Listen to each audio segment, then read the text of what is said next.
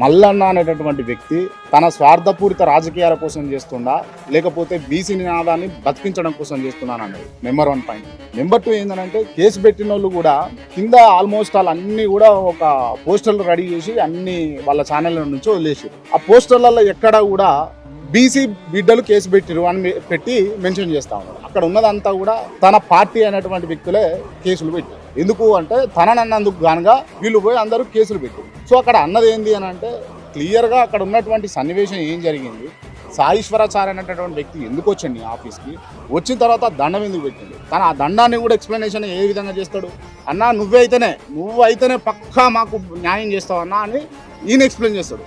వద్దురా నాయన మా వీడియో డిలీట్ చేయి, మీ వాళ్ళు ఇంతగానం వచ్చినా కూడా ఎన్నిసార్లు వచ్చినా చేస్తలేడు అని ఆయన పెట్టి ఉంటాడు. సో ఈ రకంగా అనుమానాలు అయితే మాకున్నాయి. అసలు ఏం జరిగింది, సాయిశ్వరాచారి ఎందుకు వచ్చిండు, వచ్చిన తర్వాత అక్కడ లోపల ఎవరితోటి మాట్లాడినప్పుడు ఆయన తిట్టిర్రా, కొడతామన్నారా, బెదిరించిర్రా, ఏం చేసిర్రు, ఆయన ఎందుకు చనిపోవాల్సి వచ్చింది, ఈ అంశాన్ని చెప్పవలసినటువంటి బాధ్యత తన మీద.